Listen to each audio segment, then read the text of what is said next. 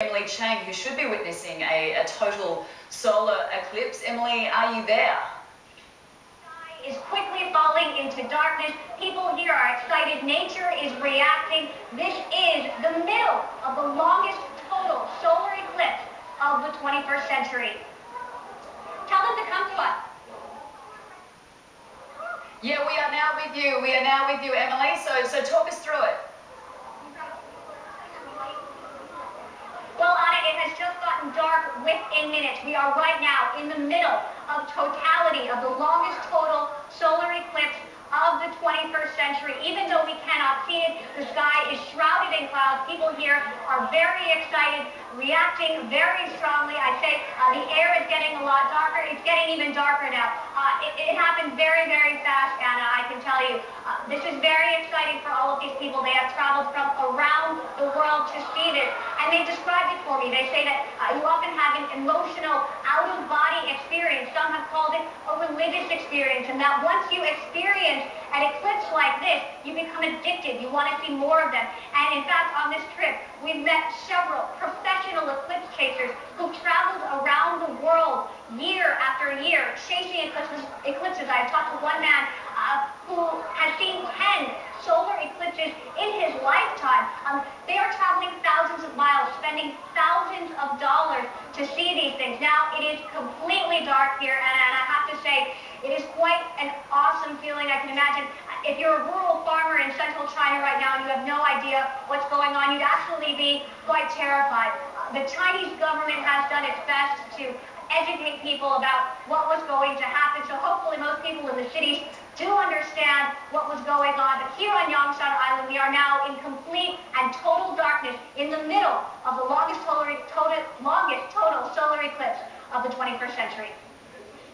Yeah, that is quite amazing. It is literally dropped into pitch black. You've obviously had to turn on your lights on the camera, so it would appear that you were broadcasting at night time. And just to confirm and to tell our viewers, what time is it where you are, Emily?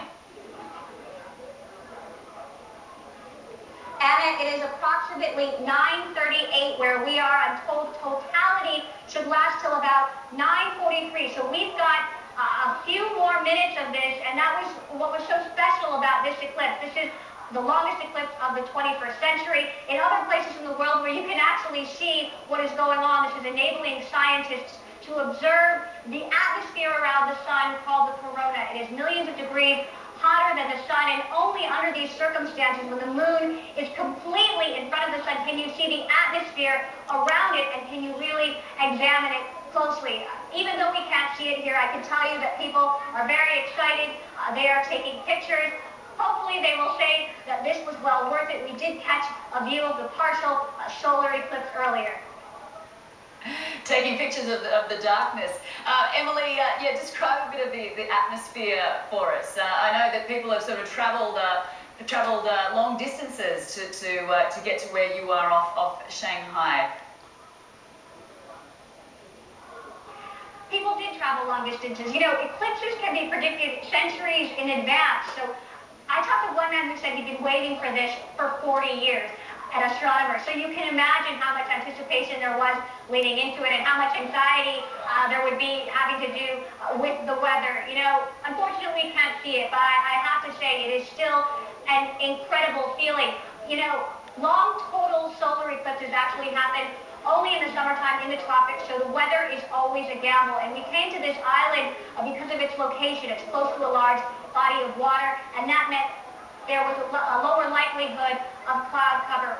Well, it didn't happen today, but I think these people are still very happy that they came out here. Some of these are die-hard professional eclipse chasers, and hopefully they will go away from this experience feeling something. Yeah, Emily, you mentioned a little earlier about the farmer sort of in rural China, you know, being sort of plunged into pitch. Okay, Emily, we should remind. Totality is over. And I'm being told that totality is over, and we're actually starting to see the sun. We're actually starting to see the sky come back to light here. And I imagine it's actually going to happen quite quickly. It got dark very quickly. It will probably become light very quickly. Essentially what is happening, the sun is moving away from behind the moon. The sun is essentially rising again over Yongshan Island. That is quite amazing. We can definitely see and it's brighter. getting brighter. We still can't see the eclipse itself. Actually, Anna, we are seeing the sun peeking out from the clouds, and right now it is almost totally covered because the sun is just emerging from behind the moon. But we can see a sliver of it. So we are seeing a sliver of the longest total eclipse of the 21st century just after totality. This is obviously very exciting since we missed a good deal of it. Yeah, exciting indeed. We get to live it vicariously through you, Emily. That's fantastic. How are you feeling? She's got her glasses on. And I have to say, it's amazing. It's hard not to get swept up in the atmosphere. You know, we wanted to see this eclipse just as much as everybody else did. And to even catch a few glimpses of it, I would say, is very special. And yes, I did have my glasses on. Actually, the most dangerous part for your eyes is right after totality, when the sun starts to reemerge. People are tempted to stare directly at it because it is still quite dark. However, the sun's rays are just as damaging at this lower level as they are in the middle of the day when the sun is brightly shining. And during darkness, your pupils actually dilate. Let's go back up to the sky. During darkness, your pupils actually dilate, leaving your retina more vulnerable to sun damage. And there we can see the sun continuing to emerge from behind the moon after totality here on Yongshan Island. We're hearing a lot of oohs and ahs from the crowd. Everyone has their cameras, their telescopes trained toward the sky. Looks like a sliver of a crescent moon, but it's in fact a sliver of the sun. That is quite a remarkable sight, Emily. Absolutely beautiful. Well, thank you. Thank you for sharing that with us. Thank you for sharing that experience.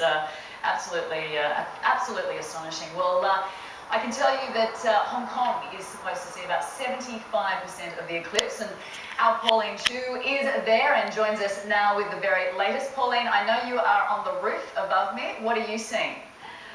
Well, Anna, we don't have quite the show that Emily just had from near Shanghai, but you can see what we're seeing right now, which is a sliver of the crescent of the moon covering part of the sun. And here in Hong Kong, the most that we will see is 75% of the sun obscured. So it's a partial solar eclipse for us here in Hong Kong.